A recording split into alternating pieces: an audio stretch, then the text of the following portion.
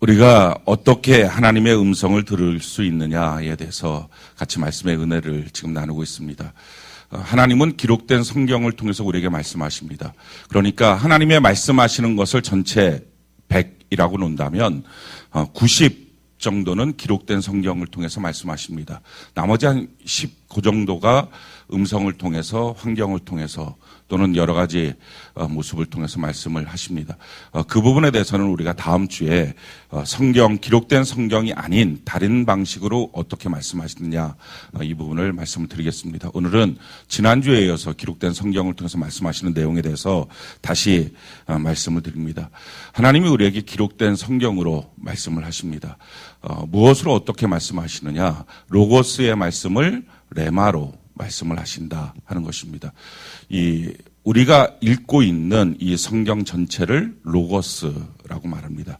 지식 로고스라고 말하는데 이 로고스의 말씀이 내게 레마의 말씀으로 들려질 때 그것을 성령 하나님이 내게 말씀하셨다 이렇게 말할 수 있습니다.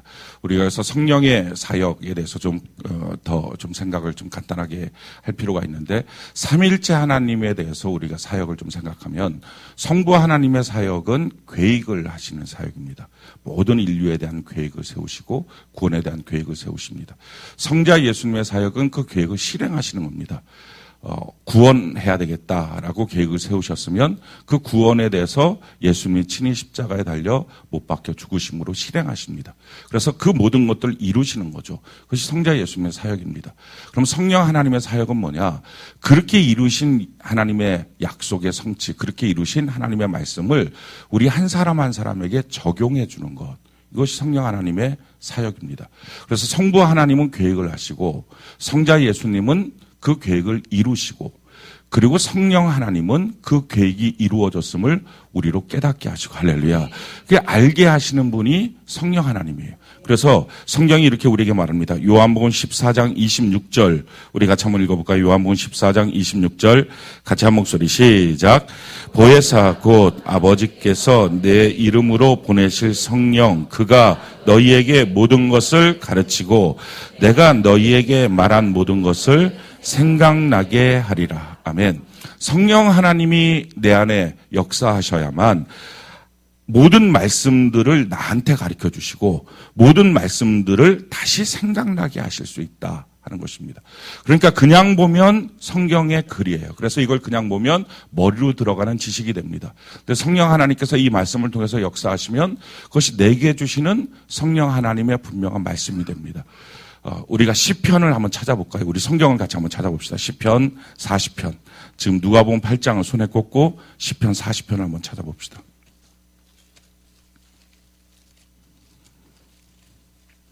시편 40편 7절. 시편 40편 7절. 같이 한번 한 목소리 한번 읽어봅시다. 시편 40편 7절 같이 한 목소리 시작. 그때 내가 말하기를 내가 왔나이다. 나를 가리켜 기록한 것이 두루마리 책에 있나이다. 이 두루마리 책이라고 하는 것이 기록된 성경을 말하는 거죠. 지금 이 시는 다윗이 쓴 시입니다. 근데 다윗이 지금 하나님 앞에 뭐라고 말을 하느냐? 하나님, 나를 향하여 기록한 것이 이 성경에 있습니다. 라고 하는 거예요. 다른 말로 말하면 이 성경 말씀을 읽다가 또는 예언자를 통해서 듣다가 그 말씀이 자기에게 레마의 말씀이 된 거예요. 아, 이게 내 말씀이구나. 그냥 어떤 보편적인 지식이 아니라 이 말씀이 내게 주시는 말씀이구나 하는 것을 알게 되었다는 거예요. 그래서 뭐라고 말합니까? 나를 가리켜 기록한 것이라고 말하는 거예요. 그러니까 성경의 말씀이 그냥 성경의 말씀이 아니라 그리고 그 말씀을 보면서 아, 내가 사랑해야지. 아, 내가 용서해야지. 그런 차원의 것이 아니라 그 말씀을 통해서 내가 해석이 되는 거예요. 이게 성령 하나님이 내게 주시는 레마의 말씀이에요. 그러면 내 인생이 지금의 현재 삶이 무엇인지가 해석이 돼요. 그러니까 당연히 내가 무슨 스텝을 다음번에 나가야 될지가 보여지는 거예요. 이게 성령 하나님의 말씀입니다. 우리가 말씀의 적용이라고 하는 것과 레마의 말씀의 차이점이 뭐냐면 이겁니다. 말씀의 적용은 여러분들이 큐티를 하면서 이런 말씀이 있구나. 내가 이런 사랑을 해야지 오늘. 내가 이런 말씀이 있구나. 오늘 내가 전도해야지. 이런 말씀이 있구나. 내가 이걸 뭘 해야지. 이런 것들을 보통 놓고 우리가 말씀을 적용한다라고 말합니다. 내 삶 속에 적용하는 거예요. 근데 이 적용하는 것보다 좀 더 깊은 차원의 문제예요. 그래서 그 말씀을 통해서 내 자신이 보이는 거예요. 지난 화요일 날 금식하면서 이제 기도할 때 한 1시간 정도 넘게 이제 기도를 하고 있는 가운데 하나님께서 말씀을 주시면서 보게 하시고 깨닫게 하셨어요. 그리고 성경을 찾아봤어요. 그게 시편에 있는 말씀이었는데 그 말씀을 읽는데 한 절 한 절 하나님이 읽게 하시더라고요. 근데 한 절 한 절 읽는데 통곡을 했어요, 제가. 날마다 봤던 말씀이에요. 잘 아는 말씀이에요. 근데 그날 그 말씀은 내게 주시는 내 인생을 보여주는 말씀이에요. 내가 수유동에서부터 시작해서 쭉 파주까지 이사를 오고 성전이 어떻게 세워졌고 지금은 어떤 과정 속에 있고 그러면서 그 안에서 나의 죄악이 무엇인지 내가 회개할 제목이 뭔지 또 내가 갖고 있는 지금 문제에 대해서 하나님의 답이 뭔지 내 다음 스텝이 뭔지 그걸 하나님이 보여주시는 거예요. 그러니까 그게 레마의 말씀이에요. 성령께서 이 말씀을 사용하셔서 거울처럼 내게 비추어서 내 삶의 모든 것들을 드러내시고 보여주시고 이끄시는 것입니다. 그러니까 여러분들이 지금 적용하는 거에서 조금 더 깊이 성령 하나님께 들어가면 이 성령의 레마의 말씀을 우리에게 주신다는 거죠. 데살로니가전서 2장 13절 우리가 한번 읽어볼까요? 데살로니가전서 2장 13절 같이 한 목소리 시작.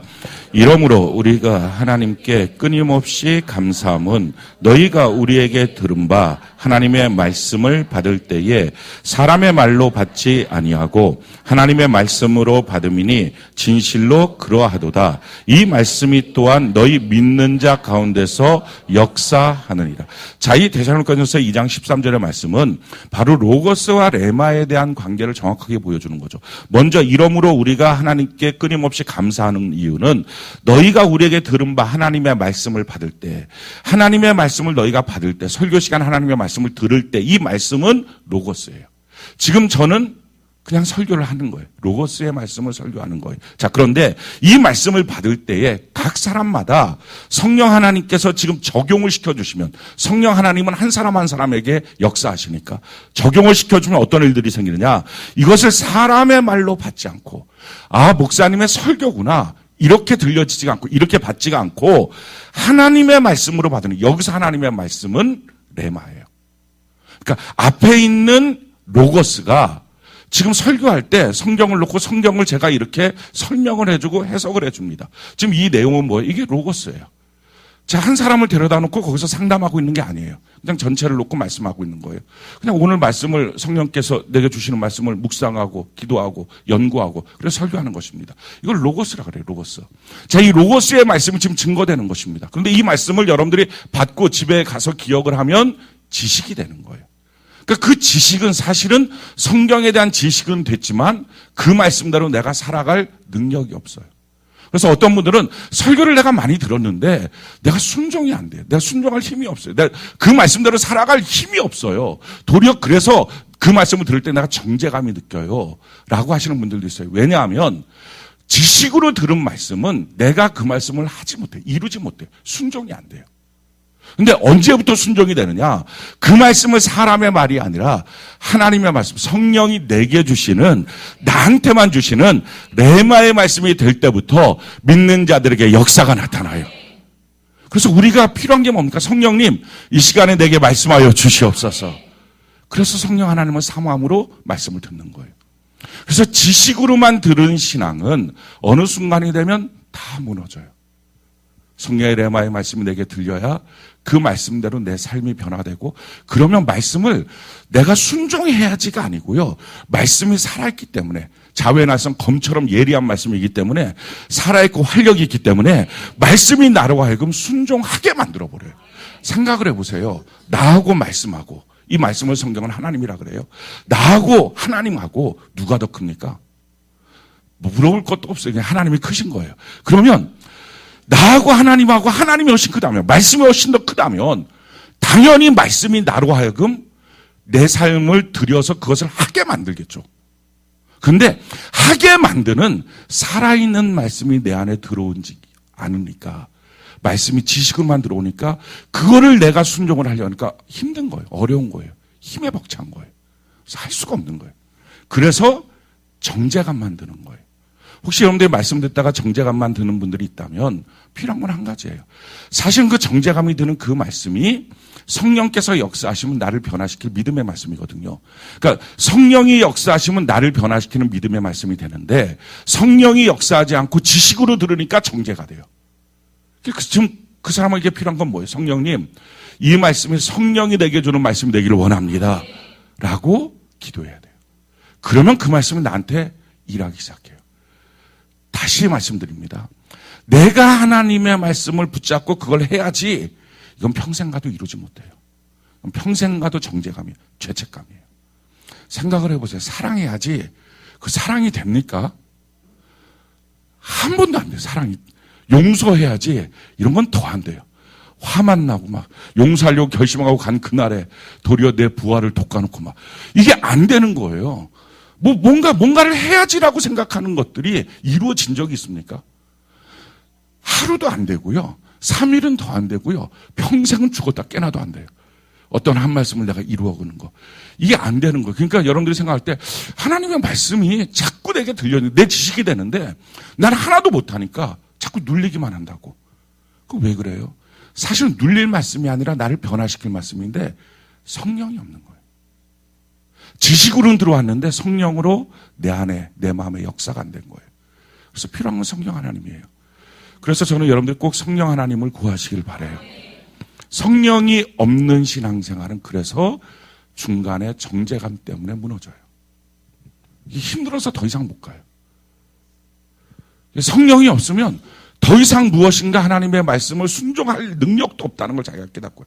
당연하지 않겠어요. 하나님의 말씀을 내가 순종할 능력이 있으면 예수는 왜 필요하고 십자가의 은혜는 왜 필요하고 성령은 왜 필요하고 아무것도 필요 없어요. 그냥 말씀만 있으면 우리가 이 말씀대로 평생을 살다가 천국 가면 되잖아요. 이걸 다 이룰 수 있으면. 그죠? 그럼 믿음으로 말미암아 예수의 십자가의 보혈로 내가 의인됐다. 이런 것도 필요 없는 거예요. 어차피 이 말씀은요. 우리가 한 개도 못해요. 못하는 이 말씀을 설교하는 이유가 뭐예요? 이걸 하라고 막 그러잖아요. 성경은 하라, 하지 말라 이렇게 돼 있잖아요. 이유는 뭐예요? 우리 힘으로는 안 돼요. 성령이 하시는 거예요. 아멘이십니까? 그래서 로마서 8장 1절로 4절에 뭐라고 말합니까? 그러므로 그리스도 예수 안에 있는 자는 결코 정죄함이 없나니 생명의 성령의 법이 죄와 사망에서 너를 해방하였습니다. 아멘이십니까? 그러면 나오는 말씀이 뭐예요? 육신으로 연약하여 할 수 없는 것을. 우리는 안 된다고요. 하나님이 하시나니. 아멘이십니까? 그게 성령의 사람이에요. 성령으로 가는 거예요. 성령으로.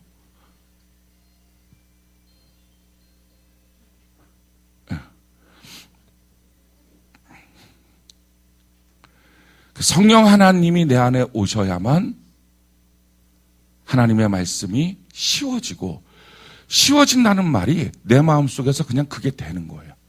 사랑이 되고 용서가 되고 믿음이 되고 아멘이십니까? 그러니까 믿으려고 노력해서 믿어지는 사람이 누가 있어요? 하나도 안 믿어져요. 예수님 날 위해 십자가에 달려 죽으셨다. 세상에 그게 어떻게 믿어져요? 근데 우리는 믿잖아요. 그게 믿으려고 노력해서 믿어진 거예요? 아니에요. 그냥 믿어져 버린 거예요. 왜? 성령의 역사로. 똑같아요. 그 말씀이 믿어진 것처럼 나머지 모든 말씀도 성령으로 말미암아 하게 만들어주세요. 그게 레마의 말씀이에요. 따라서 레마의 말씀이 없으면 신앙생활은요 힘들어서 못해요. 어떤 사람은 신앙생활이 힘들어서 안 된다고 하는 사람들이 있어요. 성령의 충만함을 받아야 돼요. 지금 성령의 터치가 없어서 그래요. 왜 성령의 터치가 없느냐? 누구든지 구하면 주시겠다고 했는데 왜 없느냐? 자기가 성령을 부인하니까. 자기가 성령을 간절히 사모하지 않으니까. 성령이 임하는 장소에 자기가 없으니까. 그래서 오늘날의 한국교회의 가장 큰 문제는 뭐냐? 성령이 없어요. 그래서 성령이 없이 뭐래요? 제자 훈련을 해요. 아니 이게 훈련으로 이루어질 그리스도인의 삶이라면 군대에서 해야 돼. 이거는 다 하나도 안 돼요. 훈련으로는요. 제가 얼마나 많이 훈련을 하다가 실패했는 사람인지 몰라요. 제가 훈련이면 또 일가견이 있어갖고 얼마나 훈련을 막 시키는데 하나도 안 돼요. 하나도 안 돼요. 성령으로 되는 거예요. 성령 하나님 이 시간에 임재하여 주옵소서. 한번 따라하시죠. 성령 하나님, 성령 하나님, 내 마음을 열어주시고 말씀하여 주옵소서. 아멘이십니까? 예배 시간마다 기도할 제목이에요. 분명히 오늘 이 시간에 성령 하나님이 우리에게 주시는 말씀이 있어요. 근데 그 말씀을 듣는 것, 그것이 우리에게 너무 중요한 거예요. 이 하나님의 말씀을 듣는 것, 성령 하나님의 말씀을 듣는 것을 위해서 필요한 게 뭡니까? 말씀 듣는 나. 이게 너무 필요한 거예요. 말씀 듣는 나가 어떠냐에 따라서 동일한 예배 현장에서 어떤 사람은 은혜 받고 어떤 사람은 은혜를 못 받아요. 그 차이가 뭐냐? 똑같은 씨앗이 뿌려져도 어떤 사람은 그 성령의 역사 가운데 들어가는 사람이 있고 어떤 사람은 못 들어가는 거예요. 그 문제를 성경은 무엇으로 말하고 있느냐? 밭의 비유로 말하고 있어요. 예수님께서 지금 우리의 마음의 밭이 어떤 것이냐? 이걸 지금 우리가 살펴봐야 된다라는 것입니다. 그래서 하나님의 말씀을 씌고 내 마음의 밭인데 내 마음의 밭의 상태에 따라서 하나님의 말씀이 열매가 맺어지기도 하고 그렇지 않기도 한다 하는 것입니다. 자, 네 종류의 밭이 있는데 우리 오늘 본문 말씀으로 돌아갑시다. 누가복음 8장.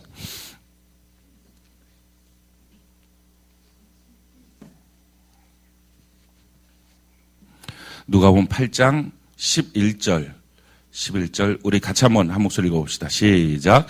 이 비유는 이러하니라. 씨는 하나님의 말씀이요. 아멘. 지금 하나님의 말씀이 씨입니다. 그리고 그 씨가 맺어져서 열매가 맺어져야 될 것은 내 마음이 밭이에요. 자, 근데 이 밭이 똑같지가 않다는 거예요. 우리 옆분 보고 당신 마음과 내 마음은 같은 마음이 아닙니다. 이렇게 인사를 해보는 거예요.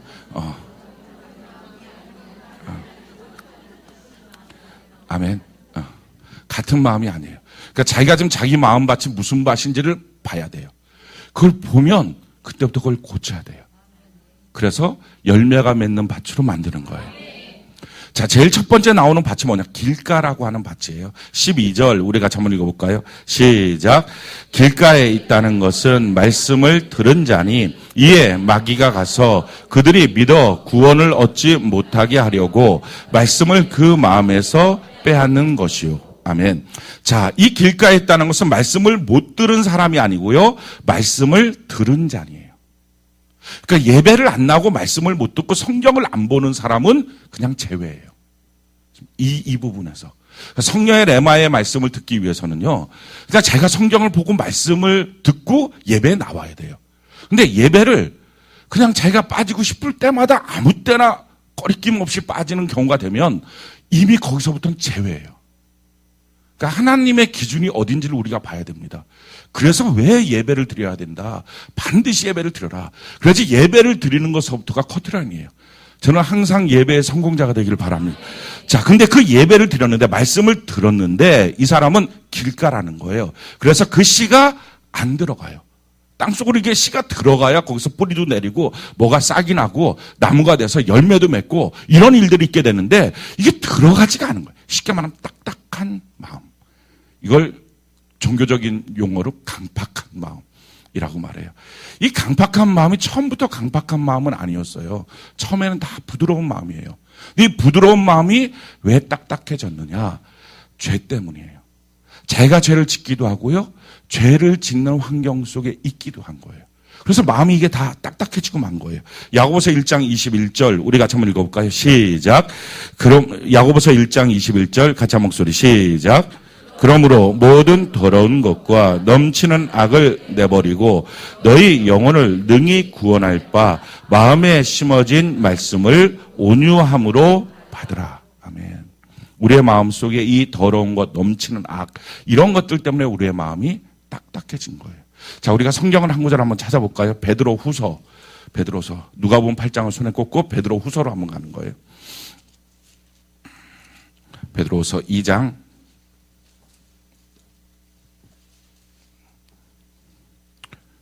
7절, 8절. 베드로후서 2장 7절, 8절. 우리 같이 한번 읽어볼까요? 베드로후서 2장 7절, 8절. 같이 한 목소리 시작. 무법한 자들의 음란한 행실로 말미암아 고통당하는 의로운 롯을 건지셨으니 이는 이 의인이 그들 중에 거하여 날마다 저 불법한 행실을 보고 들음으로 그 의로운 심령이 상함이라. 아멘. 자, 롯이라고 하는 사람이 소돔과 고모라로 갔습니다. 하나님은 그 땅은 죄인의 땅이라고 말씀하셨어요. 근데 이걸 무시했어요. 뭐 내가 가면 되지 뭐. 내가 가서 신앙생활 잘하면 되지. 나 하나님 믿는 사람인데 내가 알아서 가면 되지. 라고 생각한 거예요.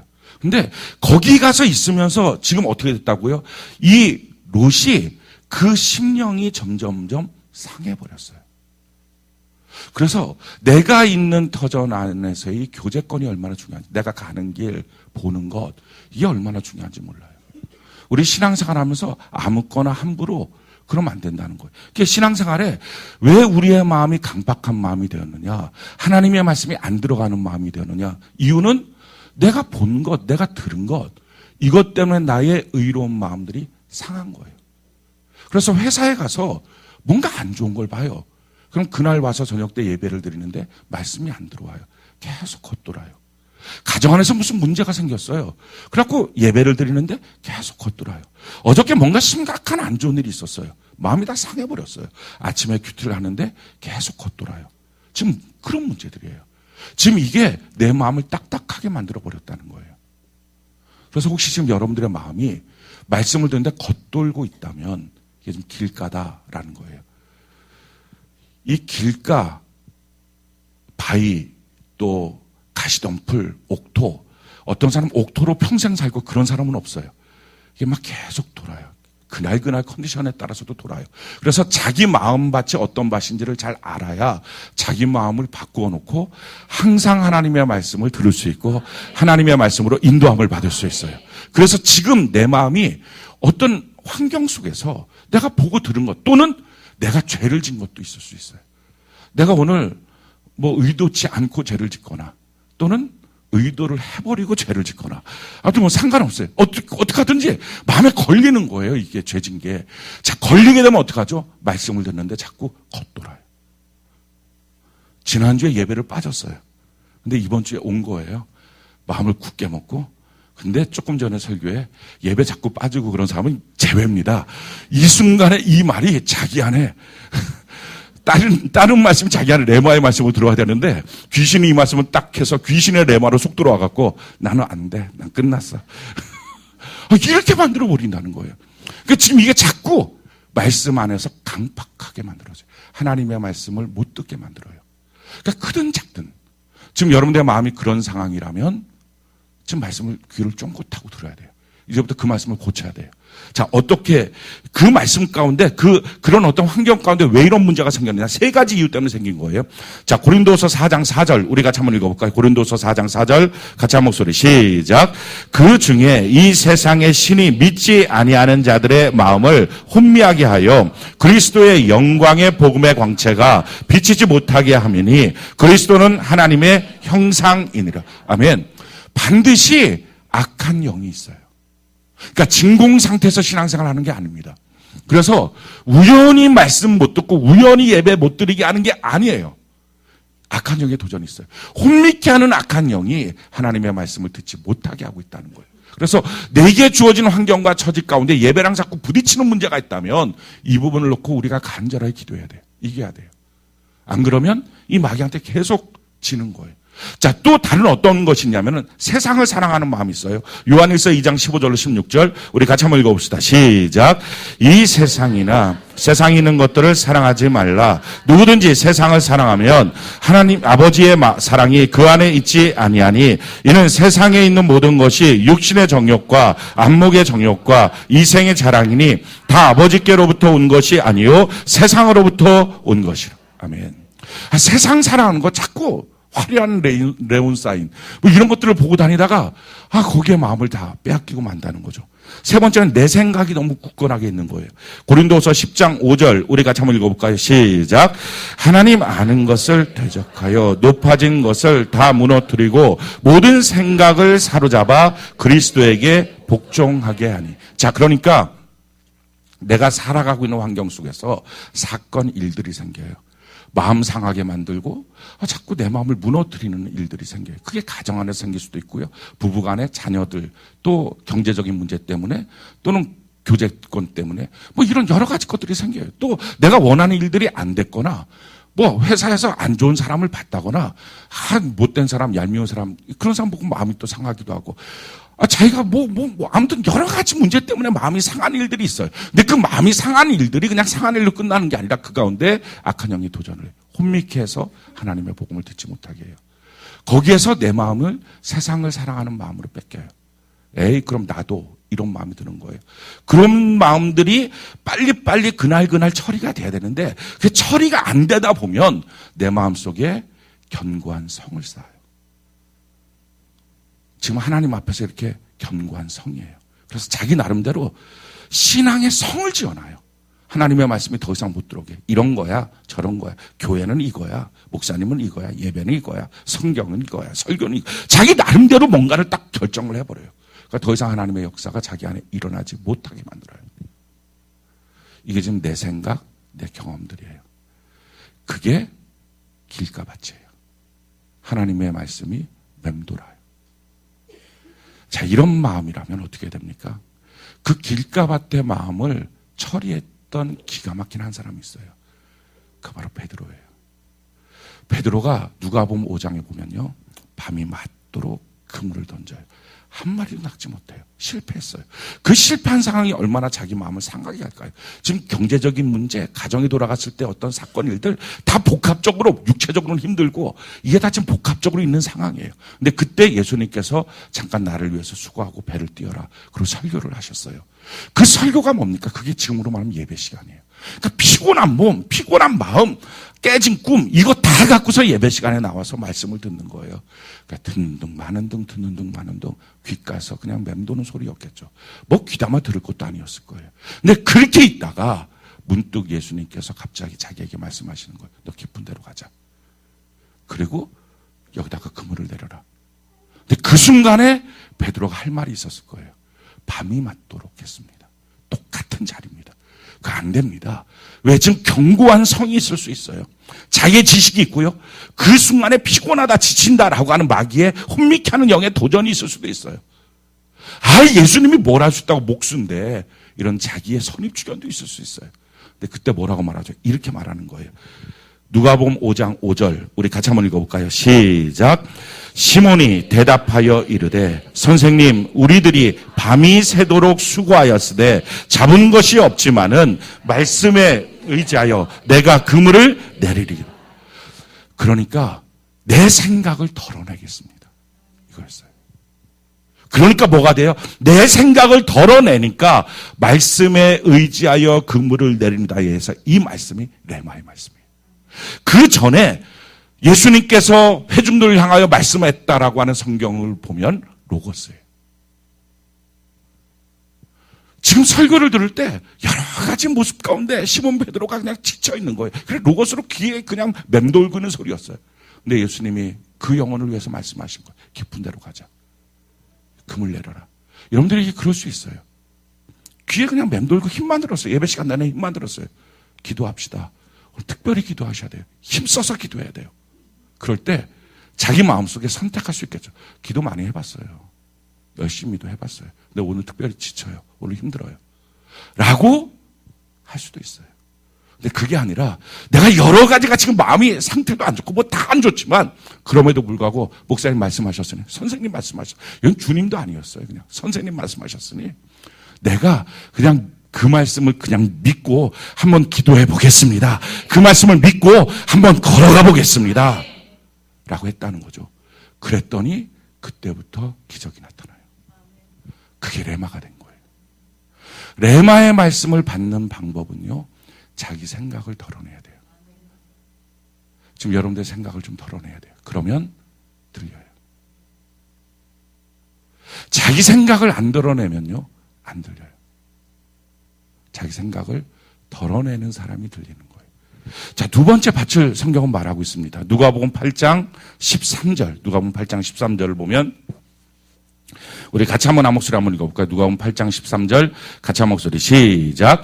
바위 위에 있다는 것은 말씀을 들을 때에 기쁨으로 받으나 뿌리가 없어 잠깐 믿다가 시련을 당할 때에 배반하는 자.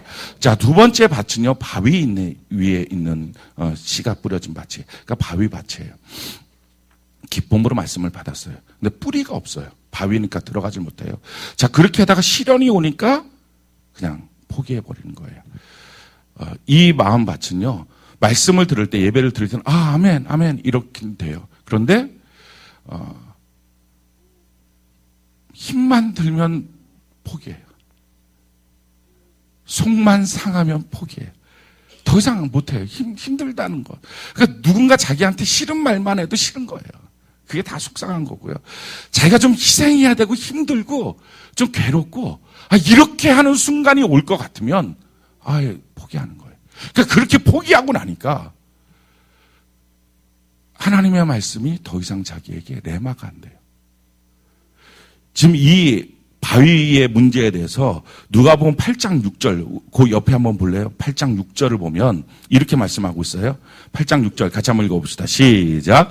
더러는 바위 위에 떨어짐에 싹이 났다가 습기가 없으므로 말랐고.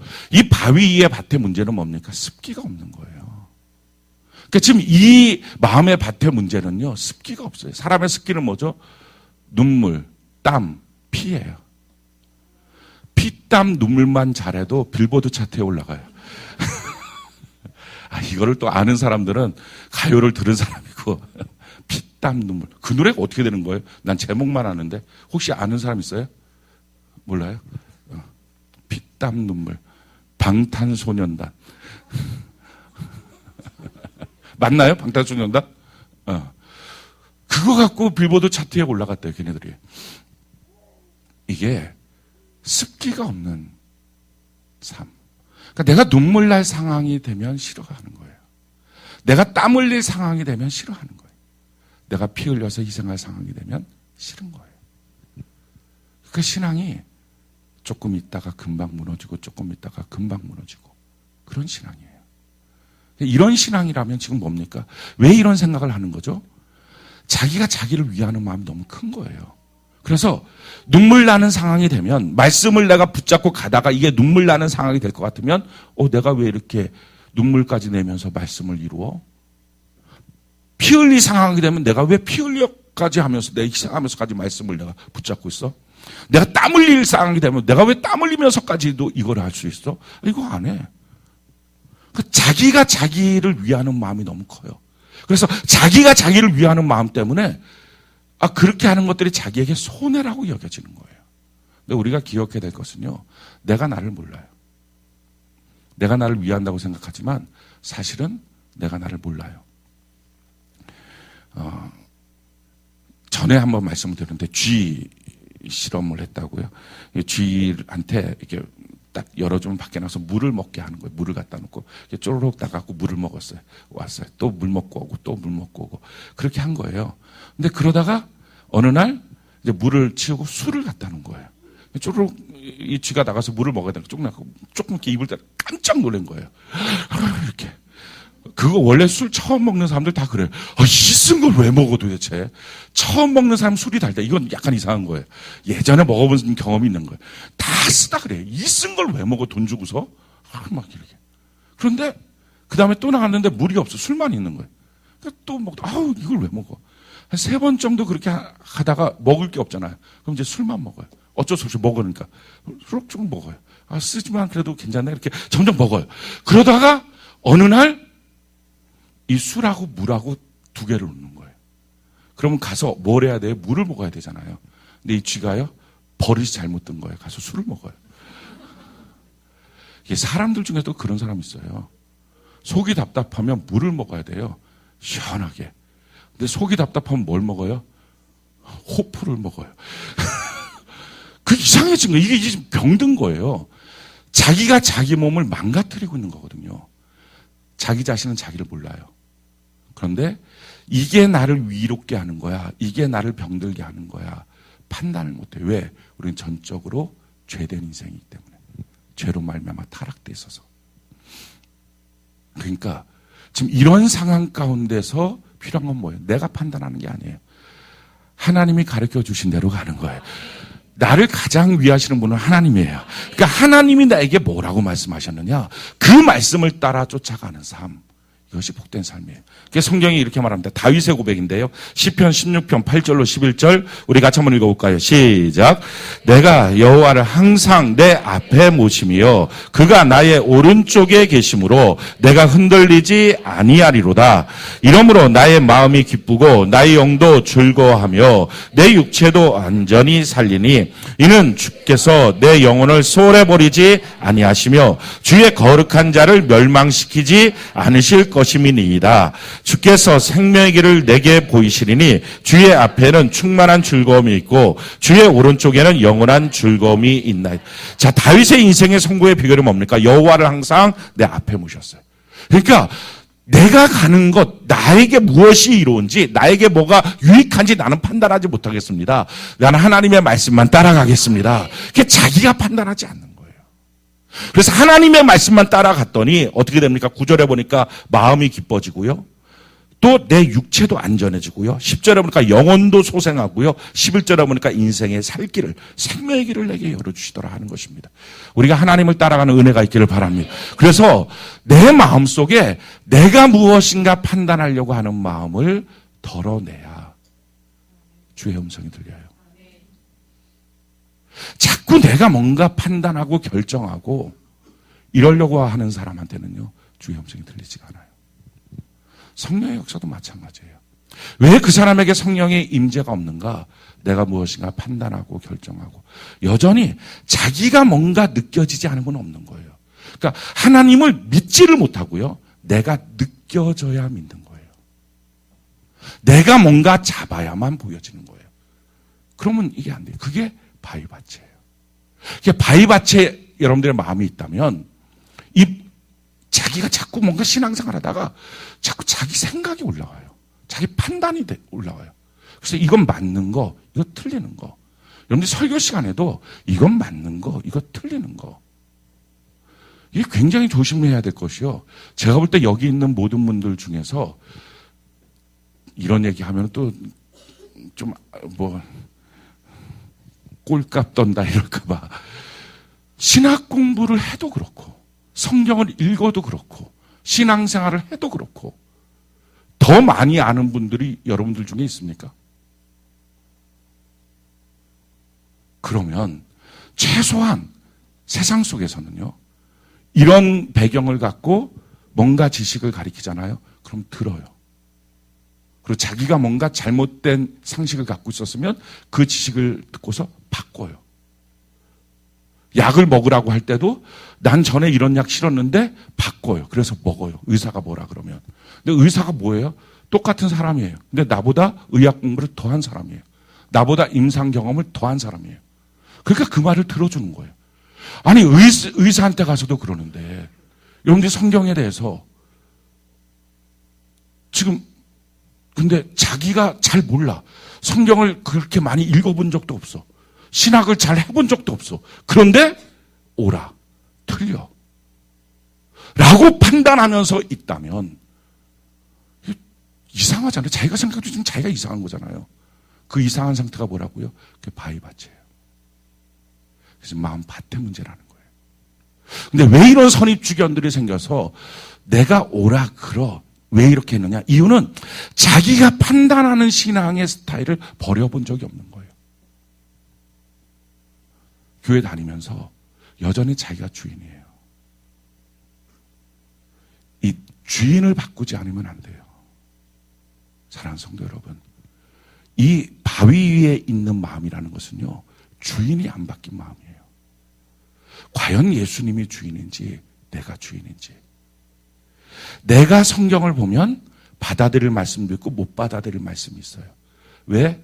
내가 주인이니까. 내가 이 성경을 보는 사람이니까. 그런데 내가 아니고 성경이 나를 보는 거예요. 주인이 바뀐 거예요. 성경이 나를 보면 어떡합니까? 그 성경을 거울 삼아서 나를 보면 내가 받아들일 게 있고 못 받아들일 게 있는 게 아니라 내가 이 부분에는 고쳐야 될 게 있고 내가 이 부분은 바뀌어야 될 게 있는 거예요. 지금 여러분들이 어떻게 말씀을 대하고 있냐는 거예요. 내가 이건 못 믿겠는데? 내가 이건 순종이 안 되겠는데? 내가 이건, 그 말씀 나한테 자꾸 부딪혀요. 내가 못 받아들이겠어요. 지금 주인이 누구냐는 거예요, 결론은. 그러니까 이 주인이 바뀌어지지 않으면, 그럼 신앙생활에 계속 어느 순간쯤 가면 더 이상 못 가요. 내가 주인이니까. 그러니까 어느 순간이에요? 눈물 나는 순간에 가면 왜 내가 이렇게 하면서까지도 말씀을 들고 가야 돼? 내 가정 안에서 내가 만약에 땀을 흘릴 시점이 되면 내가 왜 땀까지 흘리면서 교회 안에서 일해야 돼? 내가 피를 흘려야 되는 상황이면 내가 왜 피까지 흘리면서 해야 돼? 습기가 없어서 지금 이 뿌리가 없는 거거든요, 신앙에. 그러니까 그쯤 가면 싫은 거예요. 그러니까 대충 좋을 때, 기분 좋을 때 서로 간에 박수 쳐주고, 야, 너 그 정도면 잘하는 거야. 그러니까 자기가 할 수 있는 만큼 주일날 예배 정도 와서 그냥 예배 드렸어요. 하고 돌아가는 정도. 별로 희생이 안 되는 거. 헌금을 내도 1,000원짜리 하나 내고. 왜? 1,000원짜리 냈을 때 자기 가정 경제에 있어서 급격한 타격을 받는 가정들이 그렇게 많지가 않거든. 그 정도 하나 내고. 부담이 안 되는 거예요. 전도하라는 말은 귀뚱으로 듣고, 기도하라는 말도 할 만큼 하고. 그러니까 그 정도의 신앙생활로 피땀 눈물이 없는, 습기가 없는 신앙생활을 하면서 자기가 판단하는 거예요. 더 이상 안 가. 그만큼은 내가 뭐 이 정도쯤은 뭐 할 수 있고. 이게 바위예요. 지금 여러분들의 마음밭이 바위면 결실이 없어요. 그건 좋은 신앙의 태도가 아니에요. 생각해 보세요. 내가 주인 되고 예수님은 주인이 아니면 어떻게 예수님이 나를 보호하십니까? 어떻게 예수님이 나를 책임지십니까? 이게 주인 바꾸기가 돼야 돼요. 더 큰 문제는 예수님이 주인이 아닌 사람은요, 다 돈이 주인이에요. 그래서 세상에 돈이라고 하는 것의 명령을 따라서 인생을 살아요. 그래서 돈 앞에 피땀 눈물을 흘려요. 거기 가서 흘리는 것은요, 너무 당연하다고 생각해요. 그 돈 벌려고 자기 자존심 상하고 피눈물 흘리고 이건 너무나 마땅하다고 생각하고 살아요. 근데 예수 앞에서 피땀 눈물은요, 싫다고 얘기해요. 주인이 안 바뀐 거예요. 돈이 주인인 거예요. 성경이 우리에게 이렇게 말하고 있어요. 마태복음 6장 24절로 25절. 우리 같이 한번 한 목소리 한번 읽어봅시다. 마태복음 6장 24절로 25절. 같이 한 목소리 시작. 한 사람이 두 주인을 섬기지 못할 것이니 혹 이를 미워하고 저를 사랑하거나 혹 이를 중히 여기고 저를 경히 여김이라. 너희가 하나님과 재물을 겸하여 섬기지 못하느니라. 그러므로 내가 너희에게 이르노니 목숨을 위하여 무엇을 먹을까 무엇을 마실까 몸을 위하여 무엇을 입을까 염려하지 마라. 목숨이 음식보다 중하지 아니하며 몸이 의복보다 중하지 아니하니. 그러니까 이렇게 주인이 안 바뀌어 있으면 계속 염려가 돼요, 삶에. 앞으로의 미래의 삶에 대해서도 끊임없이 염려가 돼요. 뭘 하나 하면 염려 때문에 견디지 못해요. 그래서 그것 때문에, 그 회사 때문에, 그 일 때문에, 그 가정 때문에, 그 자녀 때문에는 울어요. 땀 흘려요. 막 그냥 학교까지 쫓아가서 별걸 다 해요. 피라도 흘릴 수 있어요. 그런데 예수를 위해서는 조금이라도 끄게 되는 것은 너무 힘들어요. 왜 내가 희생해? 라는 생각이 들어요. 그게 뭐예요? 바위밭. 지금 이 바위밭의 상태라면요, 이걸 다 갈아엎어야 돼요. 주인 바꿔야 돼요. 그러면 염려가 떠나요. 주인 바꾸면요, 우리 예수님이 도와주세요. 보호하세요. 공급하세요. 축복하세요. 인도하세요. 주인이 바뀌어야 그분이 내게 명령하시죠. 주인이 안 바뀌었는데 어떻게 그분이 내게 명령하십니까? 그러니까 호기심으로 주의 말씀을 들을 수는 없어요. 주인이 바뀌어야 돼요. 그래서 지금 여러분들은 이 바위밭이라면 오늘 이 바위밭을 주님 앞에 내가 주인으로 살았습니다. 하나님, 내가 잘못했습니다. 이 고백을 하고 주 앞에 나가면 우리의 마음밭을 성령께서 바꿔주시게 될 것입니다. 그러면 성령의 레마의 말씀을 들을 수 있어요. 내가 주인된 만큼, 내가 판단하는 만큼을 덜어내면 주의 음성이 들려요. 세 번째 밭이 있는데요, 그것이 가시떨기 밭이에요. 우리 14절 볼까요? 누가복음 8장 14절. 우리 같이 한번 한 목소리 읽어봅시다. 시작. 가시떨기에 떨어졌다는 것은 말씀을 들은 자이나 지내는 중 이생의 염려와 재물과 향락의 기운이 막혀 온전히 결실하지 못하는 자. 자, 이 가시떨기라고 하는 것은 한마디로 말하면 잘 말씀이 들어가고 변화도 있고 잘 성장도 해요. 근데 이생에 대한 이 염려, 재물, 향락, 한마디로 말하면 욕심. 이 욕심이 더 이상 자라나지 못하게. 이 욕심 때문에 더 이상 힘을 못 내요, 말씀이. 말씀으로 쭉 뻗어나가야 되는데, 그걸 못해. 그 고비를 막 팍 좀 뛰어넘어야 되는데, 그게 안 되는 거예요. 이 욕심 때문에. 자기 마음속에, 예배를 드리는 것과 돈을 버는 것, 예배를 드리는 것과 가정 형편하고, 이게 항상 자기에게는 풀기 어려운 씨름거리인 분들이 이게 바로 가시떨기 밭이에요. 이 가시떨기가 되면 그 자기 마음속에는 이게 너무 당연하지. 꼭 그런 마음도 들어요. 왜 예배 시간은 항상 바쁠 때 있지? 이렇게. 왜 예배 시간은 꼭 바쁠 때, 꼭 뭔가 해야 될 때 꼭 예배가 있지? 이런 생각이 들어요. 근데 그게 아니고요. 예배 시간에 그게 바쁜 거예요. 바쁜 때 예배를 누가 확 집어넣는 게 아니고요. 그러니까 이게 바뀌어야 돼요. 그러니까 우선순위가 바뀌는 거예요. 성경이 우리에게 이렇게 말합니다. 마태복음 6장 33절 우리 같이 한번 읽어볼까요? 시작. 그런즉 너희는 먼저 그의 나라와 그의 의를 구하라. 그리하면 이 모든 것을 너희에게 더하시라. 순서 바꾸기. 이분은요, 주인은 예수님일 수 있어요. 그래서 자기가 판단 잘 안 하고요. 이 가시떨기의 밭에 있는 사람은 말씀을 듣고 말씀을 들으면서 예수님 맞아요. 난 주님의 종이에요. 주님이 말씀하신 대로 나 살게요. 이런 결심도 하고요. 이 결심이 어렵진 않아요. 근데 문제는 어려운 순간이 언제냐면은 뭔가 사업의 일이 있거나 가정의 일이 있거나 이럴 때마다 항상 져요. 항상 뒤로 가는 게 하나님 앞에 서는 거예요. 이분이 좀 이걸 이겨야 돼요. 이게 좀 가시떨기라서 열매가 맺지 못하거든요. 이겨야 돼요. 우선순위가 바뀌어야 돼요. 먼저 그의 나라와 그의 의를 구하라. 그의 나라와 그의 의를 구하는 사람이라고요. 그런데 항상 나머지한테 지는 거예요. 이 지지 말고 먼저 구하라. 할렐루야. 그 먼저 구해서 한번 시도해 보면 나머지를 어떻게 채워주시는지를 경험해야 된다. 그럼 밭이 바뀌어요. 그러면 들려요. 내 마음에서 욕심을 덜어내야 돼요. 그럼 들려요. 그러니까 주의 음성은요, 열심을 내서 듣는 것이기보다는 더 정확하게 말하면 내 마음에서 덜어내야 될 걸 덜어내야 들려요. 이게 중요해요. 그 얘기는 다른 말로 말하면 우리는 하나님의 말씀을 들을 수 있는 사람이라는 거예요. 하나님은 내게 말씀하고 있다는 거예요. 그러니까 예배 시간에 또 성경 큐티할 때 하나님은 반드시 내게 말씀하고 있어요. 그리고 나는 하나님의 말씀을 들을 수 있는 하나님의 자녀예요. 근데 문제는 이걸 못 듣는 이유가 뭐냐? 내 안에 채워 있는 게 너무 많은 거예요, 지금. 그래서 이 채워 있는 것 어느 때는 내 욕심이에요. 욕심을 좀 덜어내고. 욕심 뭘로 덜어내요? 그냥 오늘 내가 욕심을 덜어낸다. 그게 아니고 분명히 하나님이 테스트하는 시점이 있겠죠. 그럴 때 그냥 눈 지끈 갖고 예배를 선택하시기 바래요. 그럴 때 하나님을 선택하시기 바래요. 먼저 그의 나라와 그의 의를 선택하시기 바래요. 그러고 나머지를 한번 지켜보자고요. 어떻게 하시는지. 그래서 한번 경험을 하고 나잖아요. 그럼 돼요. 여러분들이 똑같아요. 주일 성수 어떻게 하셨나요?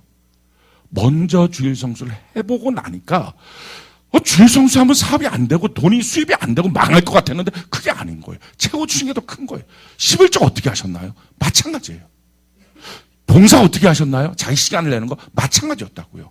그러니까 똑같아요. 앞으로의 삶도 마찬가지예요. 근데 나머지 부분에서 왜 주의 음성이 내게 들리지 않을까? 이유는 내가 덜어내야 될 나의 욕심, 쉽게 말하면 우선순위로 만들어야 될 하나님의 것들에 대해서 자꾸 후순위로 놓기 때문에 안 들리는 거예요. 또 내가 덜어내야 될 게 뭐가 있어요? 내가 판단하는 거. 내가 주인 돼 있는 거. 이거 덜어내야 돼요. 그럼 주의 음성이 들려요. 또 내가 덜어내야 될 게 뭐가 있어요? 내 생각, 내 경험, 내 느낌, 오늘 나의 컨디션. 이런 것들 덜어내야 돼요. 그러니까 예배 드리면서 오늘 내가 되게 피곤한 날이야. 그래서 예배 시간에 졸 수 있어. 누가 그래요? 아니에요. 혼미케 하는 악한 영이에요. 예수의 이름으로 쫓아내시기 바래요. 그러니까 이런 것들, 자기가 갖고 있는 자기의 그날 컨디션 경험들, 이런 것들을 덜어내야 돼요. 그러니까 주여 음성을 주세요. 주여 나를 향한 하나님의 분명한 말씀을 주세요. 이것도 필요하지만, 이런 절실함도 필요하지만, 사실은 이 절실함이 없어도요, 내게 있는 것들을 덜어내기 시작하다 보면 들려요. 왜냐하면 나는 하나님의 말씀을 들을 수 있는 사람이에요. 지금 여러분들은 하나님의 사랑받는 자녀예요. 아멘이십니까? 예수님이 여러분들 안에 계세요. 성령 하나님 여러분들 함께 하세요. 그러니까 당연히 지금 말씀하실 수 있고요, 말씀하시고 계시고요, 여러분 들을 수 있는 사람이에요. 근데 들을 수 있는 사람이 못 듣는 것은요, 내 마음의 밭이라고 하는 것이 원래는 다 옥토인데 거기에 돌덩어리가 툭 떨어져 있는 거예요. 거기에 가시덤불이 있는 거예요. 거길 누가 발로 막 밟아놓은 거예요. 그거 어떻게 해야 돼? 그거 제거하면, 그걸 좀 덜어내면 그럼 들리는 거예요. 그러니까 지금 여러분들 마음속에 있는 그런 것들 좀 덜어냈으면 좋겠어요. 내 우선순위가 잘못되어 있는 마음을 주님 덜어냅니다. 아멘이십니까?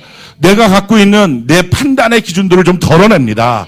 내 감정을 좀 덜어냅니다. 내 상식을 좀 덜어냅니다. 아멘이십니까? 그걸 좀 덜어내보시라고요.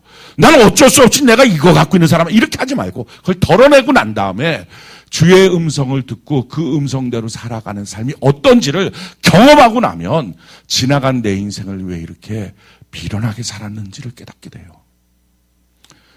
주의 음성을 듣기 전과 듣고 난 이후는요, 사람 인생이 완전히 달라져요. 이건 완전히 달라진 거예요, 완전히. 사도 바울을 보십시오. 하나님의 음성을 듣기 전에는 자기의 고집, 자기의 지식, 이걸로 막 사는 거예요. 다메섹 도상까지 가서 열심히 갖고 예수 믿는 사람들 다 잡아 죽이는 거예요. 근데 그러다가 거기서 다메섹 도상으로 올라가다가 하나님의 음성을 들어요. 너가 핍박하는 예수다. 근데 그 음성을 듣는 순간에 그의 인생은 완전히 바뀌어져요. 우리가 우리의 삶에 있는 것들을 덜어내고 나면요, 주의 음성이 들립니다. 들리고 나면 그 다음부터 내 인생은요, 전과 같은 삶이 아니에요. 완전히 다른 삶이에요. 저희 여러분들이 새로운 삶이 되기를 바랍니다. 하나님이 어떤 밭에다가 하나님의 똑같이 다 씨는 뿌리지만 결실을 못 맺었고요, 옥토만이 결실을 맺어져요. 그러니까 우리 마음을 하나님은 옥토가 되기를 원하시는 거예요. 그 옥토 마음이 어떤 마음이냐? 우리 15절 볼까요? 누가복음 8장 15절, 우리 같이 한번 한 목소리 읽어봅시다. 시작. 좋은 땅에 있다는 것은 착하고 좋은 마음으로 말씀을 듣고 지키어 인내로 결실하는 자들. 착하고 좋은 마음으로 말씀을 듣는 거예요. 그리고 지키는 거예요. 인내로 결실하는 거예요. 이게 좋은 땅이라고 하는 거예요. 우리 마음속에 하나님의 말씀이 들어오고 또 하나님의 말씀뿐만 아니라 세상에 여러 가지 것들이 들어옵니다. 이 들어온 것들을 다 내 마음속에 받아놓으면 이게 완전히 잡동사니가 돼요. 그래서 우리 마음을 옥토로 잘 관리를 해야 됩니다. 어떻게 이걸 관리할 수 있느냐? 무엇인가 내 마음에 들어오려면 세 가지 단계가 꼭 필요해요. 귀, 들려야 돼요. 들리는 거나 보이는 거나 귀. 그 다음에는 들리고 보인 것이 내 생각으로 들어가요. 그 다음에는 내 마음속에 들어가요. 이게 내 마음속에 들어가잖아요. 그럼부터는 그 마음이 일을 해버려요. 이게 컴퓨터랑 똑같아요. 그래갖고 입력을 시키고 저장을 하잖아요. 그럼 출력을 하면 그게 맨날 나와요. 나는 하나님을 사랑하지 않아. 이걸 입력하고 저장을 해놓은 거예요. 그럼 출력 딱 누르면 나는 하나님을 사랑하지 않아. 누가 보면 깜짝 놀라. 왜 이러겠지? 아니야. 바꿔야 돼, 출력을. 세게 기도하고 다시 출력 틱 누르면 나는 하나님을 사랑한다. 이게 나오는 게 아니라 나는 하나님을 사랑하지 않아. 이게 나오는 거예요. 출력을 바꾼다고 해서 바꿔지지가 않아요. 저장을 바꿔야 돼요. 그리고 새로운 입력을 해야 돼요. 이 저장을 바꾸는 게 뭐예요? 내 마음속에 있는 거를 호로록 버려야 돼요. 그리고 새롭게 입력이 들어가야 돼요. 자, 그러기 위해서 필요한 게 뭡니까? 제일 처음에 점검해야 될 거, 이 귀예요. 이 귀를 아무거나 아무데나 아무 소리나 듣고 다니고 그런 게 아니에요. 내 마음을 지키기 위해서 제일 중요한 것은 이 귀가 좋아야 돼요. 이 귀가 좋다는 말은요, 다른 말로 말하면 교제권이 좋아야 돼요. 그래서 가려서 사귀어야 돼요. 가려서 만나야 돼요. 우리 어렸을 때 불렀던 복음성가 있어요. 내 눈이 보는 걸 조심해. 내 귀가 듣는 걸 조심해. 아시나요? 몰라요? 알아요? 몰라요? 이상하지? 왜 나만 교회 학교가 다른 데 나왔나? 너의 눈이 보는 것을 조심해. 조심해. 이렇게. 그런 게 있거든요. 그거 어렸을 때 배워야 돼요, 이게. 이게 커서 배우려니까 여러분들이 안 되는 거예요, 이게 지금. 어렸을 때서부터 눈 보는 거, 귀 듣는 것, 말하는 것, 이런 거 다 조심하고 있어야 돼요. 그러니까 이 귀가 조심해야 되는 것은 내 교제권이 어떠냐는 거예요. 아까 봤던 것처럼 이 롯이라고 하는 사람이 소돔에 가면 안 되는데 소돔에 가니까 결국은 다 잃어버린 거예요. 교제권이 안 좋은 거예요. 성경이 우리에게 이렇게 말하고 있어요. 시편 1편 1절로 3절. 우리 같이 한번 목소리 읽어볼까요? 시작. 복 있는 사람은 악인들의 꾀를 따르지 아니하며 죄인들의 길에 서지 아니하며 오만한 자들의 자리에 앉지 아니하고 오직 여호와의 율법을 즐거워하여 그 율법을 주야로 묵상하는도다. 그는 시냇가에 심은 나무가 철을 따라 열매를 맺으며 그 잎사귀가 마르지 아니함 같으니 그가 하는 모든 일이 다 형통하리로다. 그러니까 어떻게 해야 된다고요? 내가 가는 거 다 조심해야 된다. 악인의 꾀, 죄인의 길, 오만한 자의 자리. 그러니까 구설수에 오르는 이유가 뭐예요? 아무 데나 앉아서 그래요. 아무하고나 대화하니까. 그러니까 이게 문제가 되고 구설수에 오르는 거예요. 회사에 가면 라인 잘 타라고 하잖아요. 아무랑 같이 인사하고 그랬다가는 훅 날아갈 때 훅 날아가 버린다고. 뭐 라인 타고 그럴 건 없어요. 우리는 오직 주님 라인을 타서 주님과 함께 걸어가는 은혜가 있기를 바랍니다. 그러니까 아무 데나 가고 아무 사람이나 만나고 그러면 안 되는 거예요. 디모데후서 2장 20절로 22절 우리 같이 한번 읽어볼까요? 시작. 큰 집에는 금그릇과 은그릇뿐 아니라 나무그릇과 질그릇도 있어 귀하게 쓰는 것도 있고 천하게 쓰는 것도 있나니 그러므로 누구든지 이런 것에서 자기를 깨끗하게 하면 귀히 쓰는 그릇이 되어 거룩하고 주인의 쓰심에 합당하며 모든 선한 일에 준비함이 되리라. 또한 너는 청년의 정욕을 피하고 주를 깨끗한 마음으로 부르는 자들과 함께 의와 믿음과 사랑과 화평을 따르라. 아멘. 그러니까 깨끗한 그릇이 되는 방법이 뭐라고요? 같이 있는 사람들을 보라는 거예요. 거기서 채워진다는 거예요. 그러니까 왜 부부간에 결혼할 때 믿지 않는 자랑 결혼하지 말라 그러느냐? 불신결혼이 성경에서 안 된다고 하거든요. 근데 하잖아요. 심지어는 자기 자녀를 시키려고 그래요. 자기가 한 것도 모자라서. 이거 되게 문제 많은 가정입니다. 보통 문제가 아니에요. 왜 시키려고 그러냐? 저 사람이 돈이 많대요. 그 돈으로 한번 맞아보실래요? 이게 보통 문제가 아니거든요. 그 사람이 만약에 돈질을 하기 시작해 보십시오. 감당이 될까요? 왜 그걸 모를까요? 그 사람은 체력이 좋대요. 그 체력 좋은 주먹을 한번.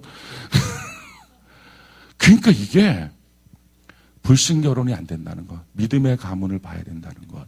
왜 중요하냐? 이유는 아무랑 같이 있는 것이 아무것도 아닌 게 아니라 그게 자기의 영혼에 심각한 타격이 된다는 거예요. 다른 말로 말하면 옥토가 무너져 버린다는 거예요. 레마의 말씀을 받지 못할 가능성이 생긴다는 거예요. 자기는 어쩔 수 없어요. 지금 다시 결혼하지 말아요. 이 말씀 듣고 또 이 말씀이 레마의 말씀이 돼서 집에 가서 오늘 당신과 나는 이걸로 끝입니다. 이렇게 절대 이런 거 아니에요, 지금. 그게 아니고 자기 자녀서부터는 아주 죽으나 사나 믿음의 공동체 안에 있도록 하는 것. 그러니까 어디에 있든지 왜 셀 공동체 안에 있어야 되느냐? 왜 기도의 그 중보 기도자들 가운데 같이 내가 있어야 되느냐? 이게 필요한 거예요. 그래야 뭐가 돼요? 레마의 말씀을 들을 수 있어요. 혼자 떨어져서 세상 속에 있으면 점점점 마음이 지저분해져요. 두 번째는요. 귀로 듣는 것뿐만 아니라 귀로 듣고 난 다음에 내 안에 생각을 점검해야 돼요. 그냥 들어오는 것들을 다 내 마음으로 집어넣으면 안 돼요. 그래서 집어넣어서 아무거나 미워하는 것 그대로 계속 미운 거 곱씹고 원망하는 거 계속 곱씹고 이렇게 살면 우리 마음이 다 지저분해지는 거예요. 내 마음을 판단해야 돼요. 성경이 우리에게 우리의 마음을 판단하는 걸 이렇게 말씀하고 있어요. 로마서 8장 5절로 7절 같이 한번 읽어봅시다. 시작. 육신을 따르는 자는 육신의 일을, 영을 따르는 자는 영의 일을 생각하나니 육신의 생각은 사망이요 영의 생각은 생명과 평안이니라. 육신의 생각은 하나님과 원수가 되나니 이는 하나님의 법에 굴복하지 아니할 뿐 아니라 아니라 할 수도 없습니다. 자, 육신의 생각, 영의 생각이 있다는 거죠. 우리의 생각을 그래서 분별해야 돼요. 육신의 생각은 뭐냐면은 나의 옛사람의 생각이에요. 내가 예수 믿기 전서부터 갖고 있었던 내 옛사람, 죄짓고 방탕하고 방황하고 이런 것의 기준으로 보는 생각이에요. 그 기준으로 하나님의 말씀을 보면 항상 어렵고 힘든 말씀이에요. 내가 못 지킬 말씀이에요. 근데 이것이 육의 생각인데 이 육의 생각을 하면 안 되고, 그래서 나는 육신으로 봤을 땐 연약하고 육신으로 보면 안 되고 뭐가 힘들고 뭐 하나님의 말씀을 순종할 수도 없고 내 상황이 이렇고, 그렇게 육신의 근거로 두는 것, 이건 하나님과 원수가 된다는 것. 그게 말고 영의 생각을 해야 돼요. 영의 생각은 하나님의 생각을 내가 갖는 거예요. 할렐루야. 하나님의 생각. 그래서 하나님의 말씀의 생각이 그냥 내 생각으로 들어와서 그걸로 나를 보는 거예요. 내 삶을 판단하는 거예요. 아까도 말씀드렸지만 내가 말씀을 보면 순종할 말씀, 순종하지 못할 말씀, 믿어지는 말씀, 믿어지지 못하는 말씀이 생겨요. 근데 말씀이 나를 보는 걸로 주객이 전도가 되는 거예요. 말씀이 나를 보면 어떻게 합니까? 나는 고쳐야 될 것과 하나님께서 좋아하는 것, 내가 하나님 안에서 잘 성장한 것과 이 부분은 좀 다시 회복돼야 될 것들, 이렇게 보여지는 거예요. 그러니까 관점을 우리가 둘 때 내가 어떤 사건 앞에 이걸 육신의 생각으로 볼 거냐, 영의 생각으로 볼 거냐.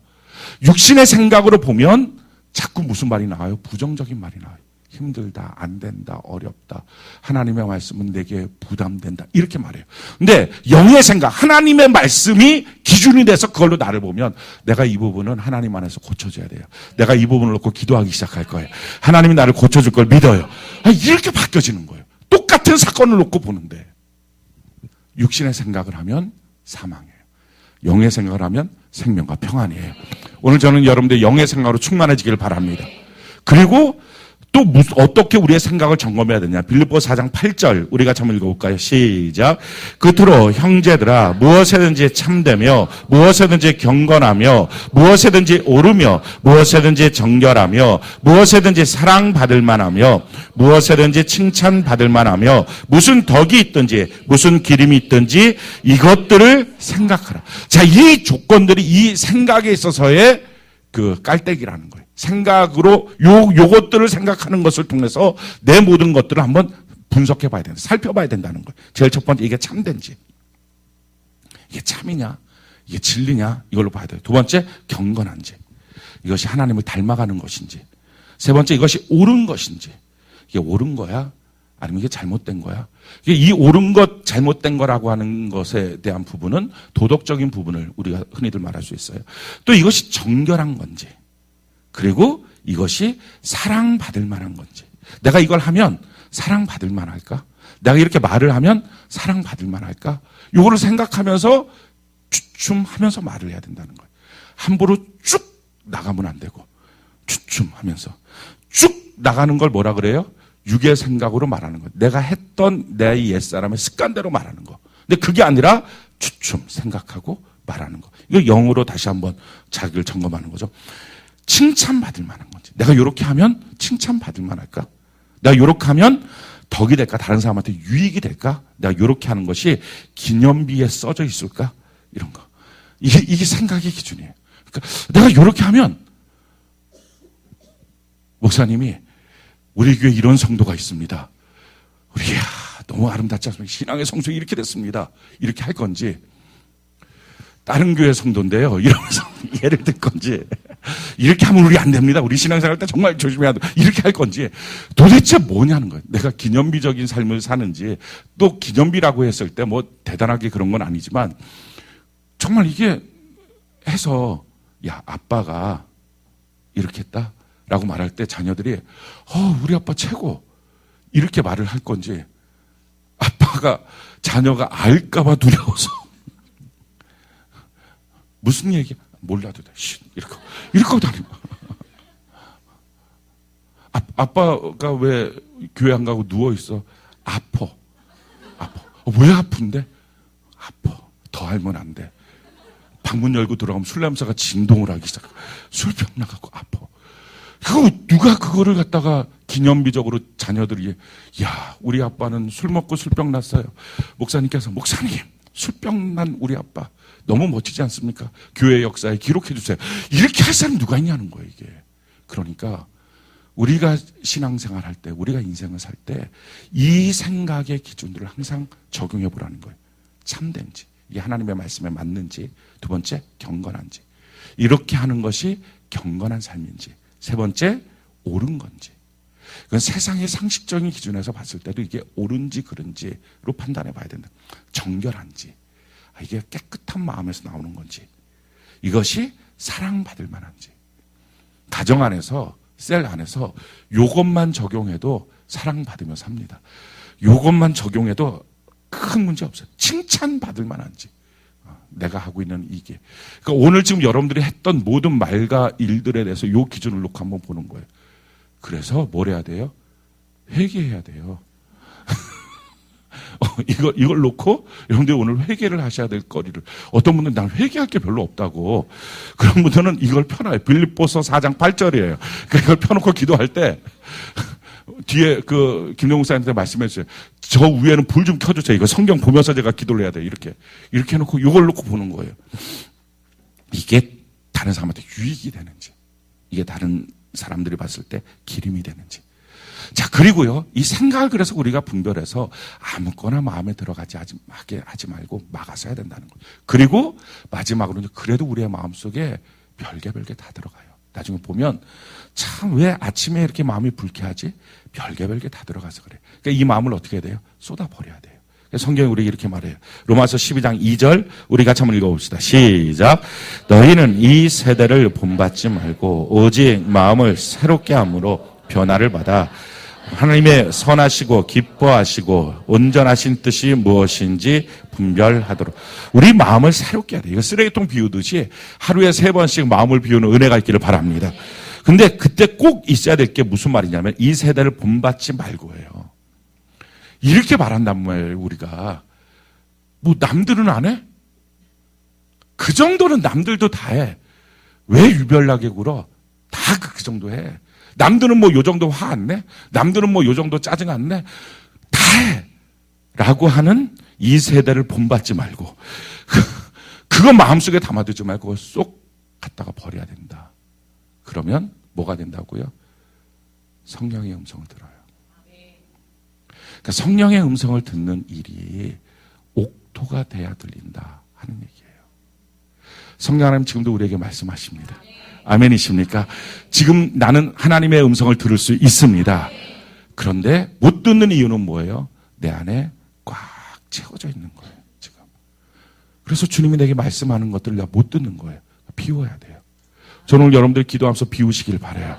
내 마음에 지저분한 것들로 싹 비워버리시기 바라요. 이 세대 본받지 말고 주변 사람들 다 그런다고 말하지 말고 그냥 하나님의 말씀 앞에 내가 걸리는 부분이 있으면 싹 다 비워버리는 은혜가 있기를 바랍니다. 내 판단도 비우고 내 생각도 비우고 밤이 맞도록 수고했다는 내 경험도 좀 비워버리고, 아멘이십니까? 내 욕심도 좀 비워서 내가 하나님 먼저의 삶을 살겠습니다. 예배 먼저의 인생을 살아가겠습니다. 이렇게 좀 자기의 마음을 좀 비워버리는 거예요.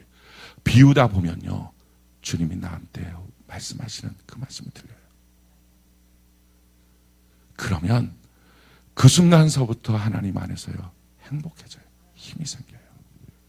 그리고 주의 말씀을 들리면 그 말씀을 갖고 내가 애써 힘써서 뭔가를 이루어야지 할 것도 없이 내 마음이 주의 말씀 앞에 합당하게 되어서 애쓰는 마음이 그냥 마음에서부터 저절로 생기고요. 순종할 수 있는 능력도 저절로 생기고요. 그 삶을 사는 거예요. 자기 스스로가 깜짝 놀랄 만큼의 그런 삶이 이루어지기 시작해요. 기독교는 노력으로 무엇인가를 얻어가는 삶이 아닙니다. 우리 하나님이 해주시는 삶이에요. 십자가의 구원도 주님이 해주신 거예요. 하나님의 축복도 하나님이 자녀들에게 주시는 거예요. 우리의 인생길도 인도하신 것도 하나님이 해주시는 거예요. 내 인생길을 예정하신 것도 하나님이 해주시는 거예요. 문제는 그것을 내가 받아들이고 믿고 그 안에서 나를 비우고 내 고집대로 주님 앞에서 막 이렇게 거역하지 말고 비우고 주님 앞에 걸어가는 것. 그냥 그렇게 서 있으면 주님이 나머지 부분들을 그냥 다 끌고 움직여주세요. 내 마음에 불덩어리도 주시고 내 마음에 비전도 주시고 환상도 주시고 꿈도 주시고 주의 말씀도 주시고 레마의 말씀이 들리기 시작하고 하나님의 말씀을 보면 그 말씀 안에 내가 눈물이 나고 하나님 정말 이 말씀으로 나를 인도하시는구나 소망도 생기고 세상의 그 누구가 우리에게 소망을 줄 수 있을까요? 저는 아무리 봐도 제 삶에 누가 무슨 말을 해도 소망은 없다고 생각해요. 여러분들이 제 삶을 몰라서 저 목사는 살도 찌고 편안하겠다 싶겠지만 나도 할 말이 많은 사람이에요. 그런데 아무도 나를 위로하지 못해요. 근데 문득 찾아오시는 주님이 그 말씀으로 나한테 보여주시고 이거야 봐봐 하실 때 그 누가 나를 막겠어요? 그 누가 나에게 아니라고 말하겠어요? 그 무엇이 나한테 제한을 두고요? 그 무엇이 나를 두렵게 할 수 있겠어요? 주님과 함께하는 사람은 담대합니다. 그 은혜가 여러분들에게 넘치기를 예수님 이름으로 축원합니다.